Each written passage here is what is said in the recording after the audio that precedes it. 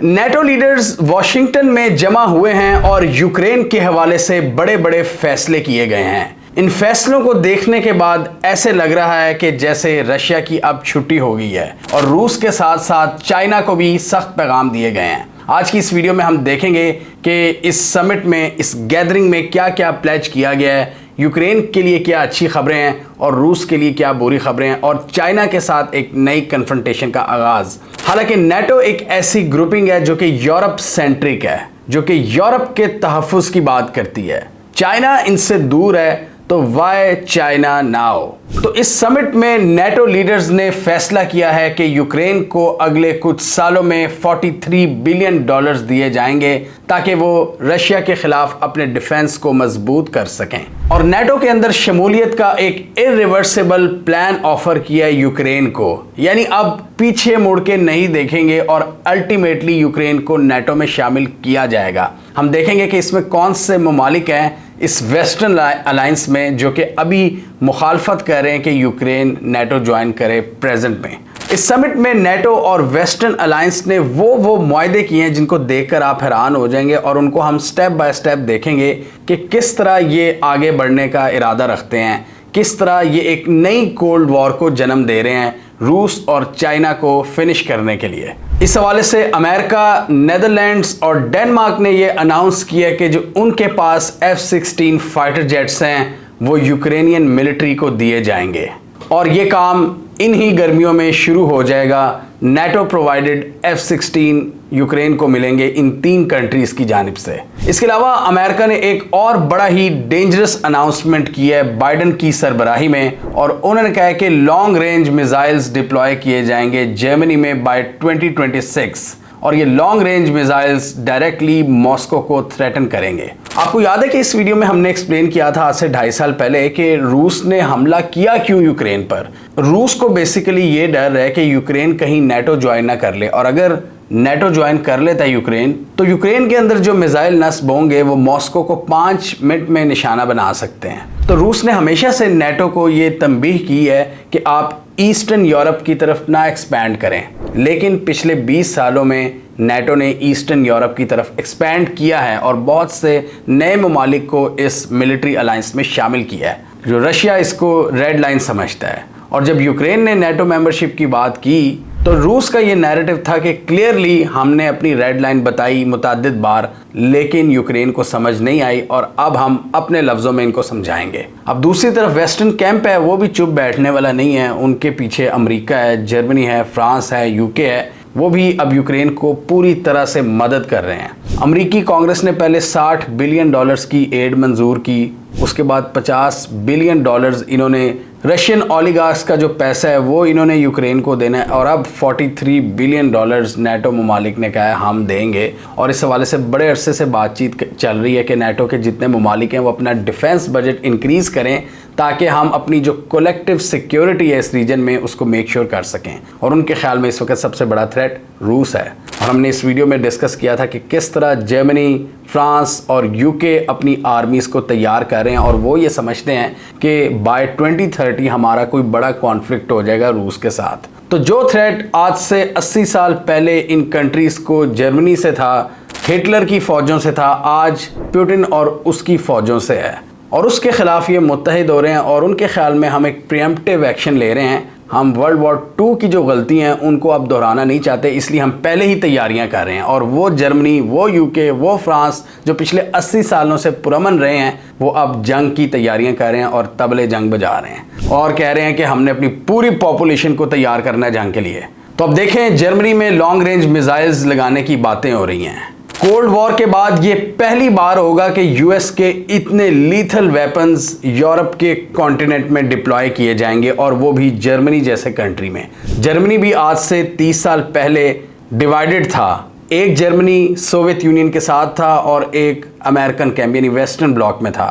Soviet union के टूटने के साथ ही बर्लिन वॉर भी गिर गई थी और जर्मनी एक हो गया था।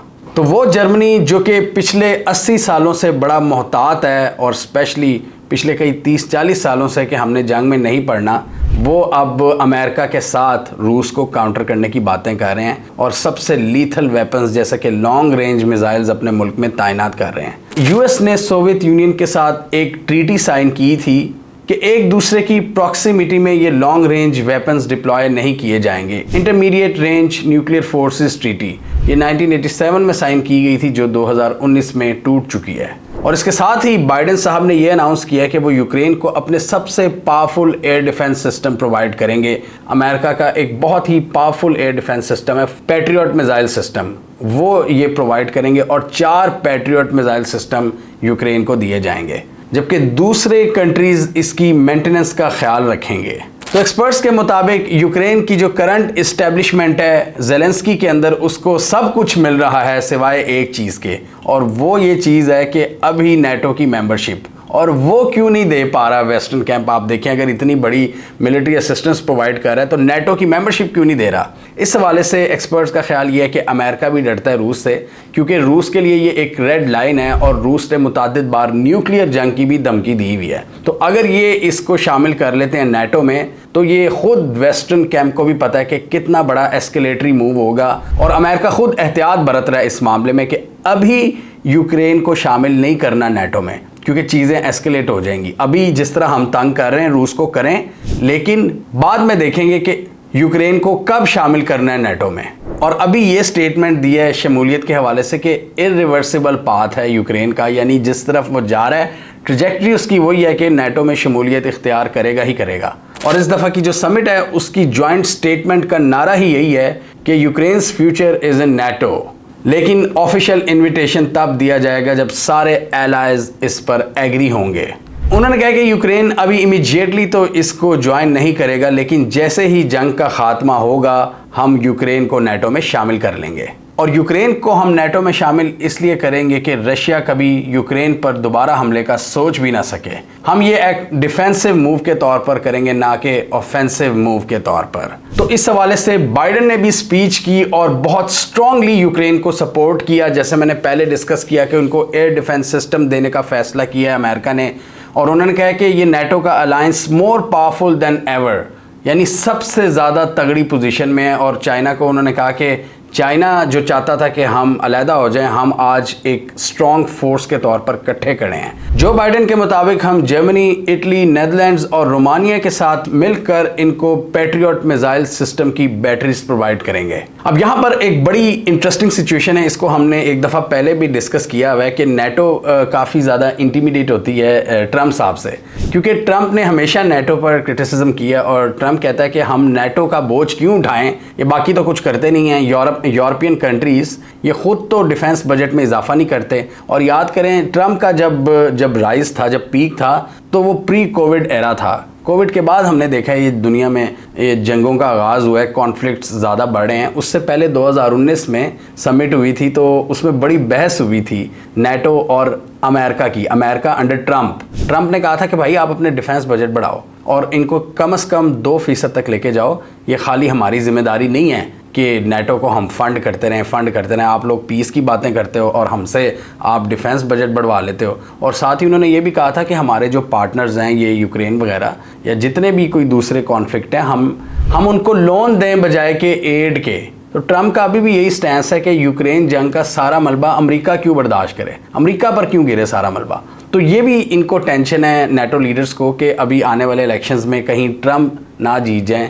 इस खदशे का इजहार डेविड कैमरॉन ने भी किया था, और डेविड कैमरॉन तो खुद हार गई है उनकी पार्टी यूके में। तो अब वो उस हिसाब से उन्होंने इस दफ़ा ये एक अंडरस्टैंडिंग की है कि हमें चाहे ट्रम्प हो या बाइडन हो, उस हिसाब से फ़ैसले करने पड़ेंगे। हमें अपनी एक कंसिस्टेंट पॉलिसी बनानी पड़ेगी, और वो ये कि हम भी अपने डिफेंस बजट में इजाफा करें। और आप देखें जो हमने आपको रिपोर्टें बताई थी कि किस तरह यूके भी डिफेंस बजट को बढ़ाने का प्लान रखता है। इसके अलावा पोलैंड, जर्मनी और फ्रांस भी कुछ ऐसी बातें कर रहा है। और पूरे यूरोप में राइट विंग की एक वेव चल रही है, जिससे पता लगता है कि आने वाले कुछ सालों में यूरोप में हालात कुछ अच्छे नहीं नज़र आ रहे। तो ट्रम्प के दौर में जब बात होती थी कि ये सारे कंट्रीज़ अपना डिफेंस बजट 2% तक ले जाएं, उस वक़्त सिर्फ 6 कंट्रीज़ का बजट था 2%, और आज 23 कंट्रीज़, नेटो की 32 में से 23 कंट्रीज़ का बजट 2% हो चुका है। यानी सारा यूरोप अपना डिफेंस बजट बढ़ा रहा है, अपनी मिलिट्री स्पेंडिंग में इजाफा कर रहा है। और आप इन 2-3 वीडियो से अंदाज़ा लगा सकते हैं जो हमने बड़ी क्लियरली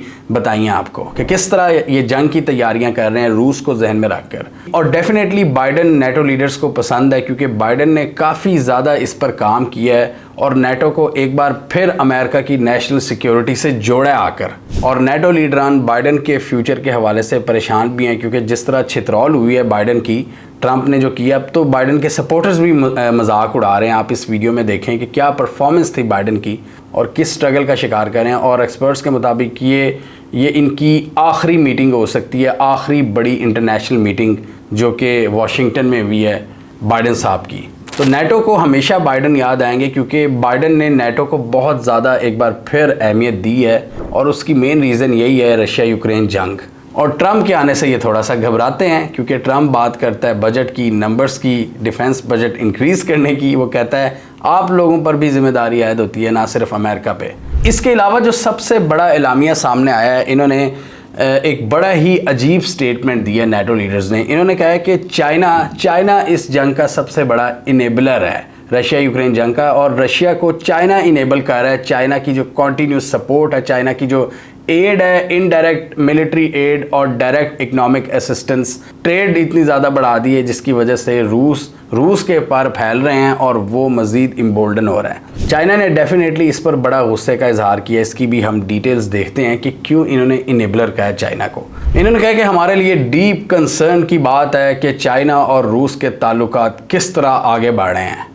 वेस्टर्न ममालिक बड़ा परेशान है। पूरे यूक्रेन को अगर ये वेस्टर्न कैंप सपोर्ट कर रहा है, तो रशिया का अगर कोई दोस्त है चाइना, तो उससे उनको मसाइल हैं। इन्होंने चाइना से मुतालबा किया कि इस जंग के हवाले से चाइना रूस को अपनी सारी मिलिट्री और पॉलिटिकल सपोर्ट देना बंद कर दे। उन्होंने बेसिकली मिलिट्री सपोर्ट का वर्ड नहीं यूज़ किया, उन्होंने कहा material support, material and political support, यानी कुछ मटेरियल प्रोवाइड कर रहा है चाइना, कुछ डुअल यूजेज मटेरियल है जो कि रशिया अपने मिलिट्री इक्विपमेंट में भी यूज़ कर रहा है। और उनके मुताबिक चाइना एक लार्ज स्केल सपोर्टर बन चुका है रशिया के डिफेंस इंडस्ट्रियल बेस का। इसमें नेटो के मुताबिक कुछ डुअल यूज मटेरियल्स हैं जो कि चाइना रूस को प्रोवाइड कर रहा है, जिसमें वेपन्स कंपोनेंट्स हैं, इक्विपमेंट है, रॉ मटेरियल है जिसको रूस अपने डिफेंस सेक्टर में यूज़ करता है अपनी मिलिट्री चीज़ें बनाने के लिए। उन्होंने कहा कि चाइना ऐसे टूल्स और माइक्रो इलेक्ट्रॉनिक्स प्रोवाइड कर रहा है रूस को, जिससे रूस अपने मिसाइल्स बना रहा है। वो कह रहे हैं कि इससे रूस ना सिर्फ मिसाइल बना रहा है, अपने बॉम्ब्स बना रहा है, अपने एयरक्राफ्ट्स बना रहा है, नए नए वेपन्स बना रहा है जिनको इस्तेमाल करते हुए वो यूक्रेन पर हमले कर रहा है। और उन्होंने कहा कि चाइना और रूस की ये जो कोलैबोरेशन है उसकी कोई लिमिट नहीं है, the so called no limit partnership, जिसमें वो रूस के डिफेंस इंडस्ट्रियल बेस को इम्बोल्डन करता जा रहा है और इसको रुकना होगा। चाइना की बात करें तो इन्होंने डेफिनेटली नेटो के इस बयान को कंडेम किया है और उन्होंने कहा कि ये बेसलेस इल्ज़ामात हैं, हम इनसे सिर्फ ट्रेड करते हैं और इसके अलावा कुछ भी नहीं, हम इनको कोई मिलिट्री असिस्टेंस प्रोवाइड नहीं करते। जबकि नेटो का ये कहना है और अमेरिका का कि ये डुअल यूजेज कुछ मटेरियल्स हैं जो कि इनकी इंडस्ट्री में यूज़ होते हैं और मिलिट्री इंडस्ट्रियल कॉम्प्लेक्स में भी, यानी मिलिट्री इक्विपमेंट बनाने में जो चीज़ें हमने आपको बताई हैं, एयरक्राफ्ट्स और मिसाइल्स, बॉम्ब्स। चाइना की ऑफिशियल पोजीशन की बात करें तो उन्होंने रूस को कभी भी यूक्रेन इन्वेजन के हवाले से कंडेम नहीं किया, बल्कि चाइना ने अपना एक पीस प्रपोजल दिया था 12 नकाती, जिसके हवाले से चाइना ने कहा था इस पर अमल करके पीस आ सकता है। और उसमें मेन पॉइंट यही था कि रशिया की भी टेरिटोरियल इंटेग्रिटी का ख्याल किया जाए, इस खित्ते में अग्रेसिव मूव्स ना ले, यानी ईस्टर्न यूरोप की तरफ एक्सपैंड ना करे। और ओवरऑल चाइना इस पूरे कॉन्फ्लिक्ट में अपना इमेज न्यूट्रल बताने की कोशिश करता है कि मैं किसी की साइड पर नहीं खड़ा, मैं पीस के साथ खड़ा हूँ। और उन्होंने कहा कि हम कोई लीथल असिस्टेंस प्रोवाइड नहीं कर रहे रूस को, जिस तरह ये बाकी वेस्टर्न कैंप यूक्रेन को प्रोवाइड कर रहा है। लेकिन ये हमें पता है कि चाइना की वजह से रूस की इकॉनमी बड़े पैमाने पर चल रही है और चाइना अगर ना होता तो रूस शायद इस वक्त तक गिर चुका होता। जितनी उन पर पाबंदियां लगाई हैं, जितने उनके डॉलर जब्त किए हैं, तो सबसे बड़ा इस वक्त उनके तेल का बायर कौन है? चाइना। चाइना बहुत हद तक उनसे ट्रेड कर रहा है और अब तो इन दोनों ने जो ट्रेड है लोकल करेंसीज में स्टार्ट कर दी हुई है और ये डॉलर को टोटली डिच करा चुके हैं। आपस की ट्रेड में, ये जो बायलैटरल ट्रेड है चाइना और रूस की, तो रूस का इसमें बड़ा ज़बरदस्त विन विन सिचुएशन है। उनके मुल्क के हालात अच्छे चल रहे हैं, उनका सब कुछ इकॉनमी, इन्फ्लेशन और एम्प्लॉयमेंट सब कुछ स्टेबल है। ये चीज़ तंग करती है वेस्टर्न कैंप को कि इतनी पाबंदियों के बावजूद और इतनी मिलिट्री असिस्टेंस के बावजूद रूस किस तरह अभी तक खड़ा हुआ है। तो उनका ये गोल है रूस को घुटनों के बल गिराना। चाइना ने साथ ही नेटो पर यह भी तनकीद की है कि इनके इरादे ख़तरनाक लग रहे हैं और अब ये एशिया पैसिफिक में आना चाह रहे हैं, यानी कि चाइना के बैकयार्ड में, साउथ चाइना सी और एशिया के पानियों में ये आना चाहते हैं। अमेरिका तो पहले ही मौजूद है। अब चाइना का जो ये डर है कि नेटो इस तरह के बयान दे रहा है, कहीं इनका अगला हदफ हमारा बैकयार्ड तो नहीं है, हमारा इलाका एशिया पैसिफिक, क्योंकि अभी तो ये रशिया से गुत्थम गुत्था हैं यूरोप में। चाइना ने नेटो को खबरदार किया है कि वो कन्फ्रंटेशन से बाज रहे और उन्होंने कहा कि नेटो के ये बयानात कोल्ड वॉर मेंटेलिटी को प्रेजेंट कर रहे हैं। इसकी एक वजह ये भी है कि नेटो ने चाइना की वॉर कैपेबिलिटीज़ पर सवाल उठा दिए हैं और उन्होंने कहा कि चाइना अपने न्यूक्लियर आर्सनल को एक्सपैंड कर रहा है with a large number of sophisticated delivery systems. इस चीज़ ने चाइना के कान खड़े किए हैं कि पहली बार नेटो इस तरह की तनकीद क्यों कर रहा है चाइना पर, जबकि नेटो का तो वो इलाका ही नहीं है।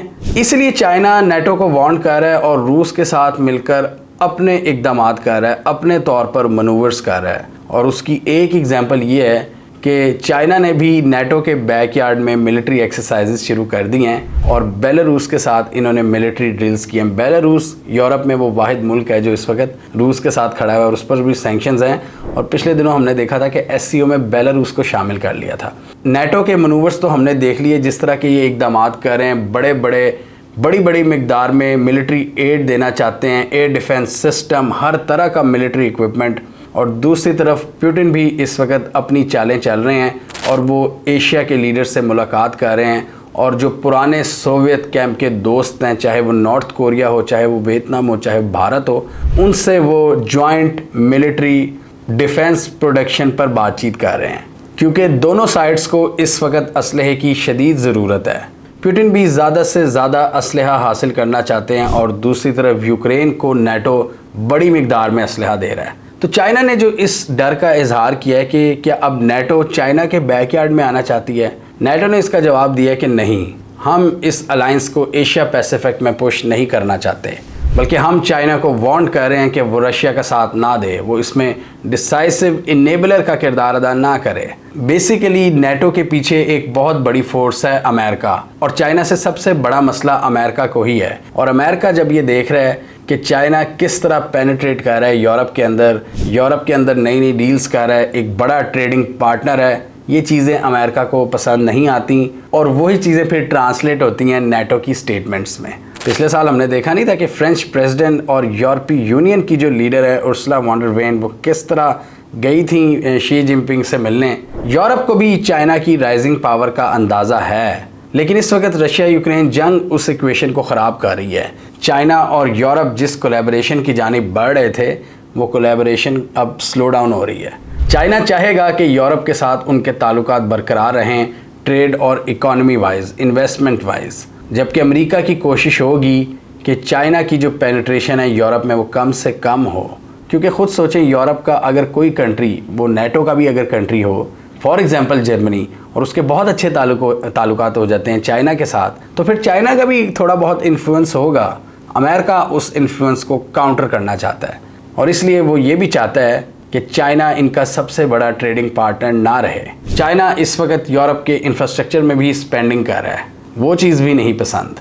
तो ये एक नया जियोग्राफिकल थिएटर प्ले हो रहा है जो यूरोप के अंदर मौजूद है, जिसकी आवाज़ें यूरोप से आ रही हैं। यूरोप इस वक्त मुश्किल का शिकार है, यूरोप की इकॉनमी भी स्ट्रगल कर रही है और वो इस सूरत हाल में अपने डिफेंस बजट को इंक्रीज़ कर रहे हैं। एक तरफ चाइना उनका बड़ा ट्रेडिंग पार्टनर बन रहा है और दूसरी तरफ अमेरिकन इन्फ्लुएंस है जो चाहता है कि यूरोप पूरे का पूरा अमेरिका के साथ हो और वो रूस को मुक्के मारें और चाइना को काउंटर करें। यूरोप ने फैसला करना है कि वो इसमें किस तरह बैलेंस कायम करेगा। फ़िलहाल यूरोप की तरफ से जो आवाज़ें आ रही हैं उससे ऐसे ही लगता है कि यूरोप पूरे का पूरा अमेरिका के साथ खड़ा है। अमेरिका के जियोपॉलिटिकल इंटरेस्ट और यूरोप के इंटरेस्ट अलाइन करते हैं। लेकिन अगर हम डिटेल्स में जाएं तो हमें और भी कहानियां पता चलती हैं और उस कहानी में सबसे बड़ा कैरेक्टर है चाइना। हमें कमेंट सेक्शन में बताइए, आपके ख्याल में नेटो ने ये जो चाइना के ख़िलाफ़ स्टेटमेंट दी है, क्या नाटो का अगला हदफ चाइना का बैकयार्ड होगा, यानी साउथ चाइना सी, या यूरोपियन कंट्रीज चाइना से रशिया लेवल की कन्फ्रंटेशन नहीं चाहते, या अमेरिका नाटो और यूरोप को कन्विंस कर लेगा कि चाइना आपका एनिमी नंबर 2 है रूस के बाद? क्या आप फ्यूचर में चाइना और यूरोप के दरमियान ताल्लुकात को बिगड़ता हुआ देख रहे हैं, या 2019 की जो ट्रैजेक्टरी थी जिसमें चाइना इनका सबसे बड़ा ट्रेडिंग पार्टनर बन गया था और ट्रेड की बातें हो रही थी, असल डायरेक्शन वो है? कमेंट कीजिए। इसके अलावा हमारा यूट्यूब चैनल सब्सक्राइब कर लो, साथ ही वो बेल आइकॉन भी दबा लें ताकि वो स्टोरीज दुनिया भर से पाकिस्तान से जिनकी मेन स्ट्रीम मीडिया पर प्रॉपर कवरेज नहीं होती, हमारे प्लेटफॉर्म के थ्रू आप तक टाइम पर पहुंच जाएं।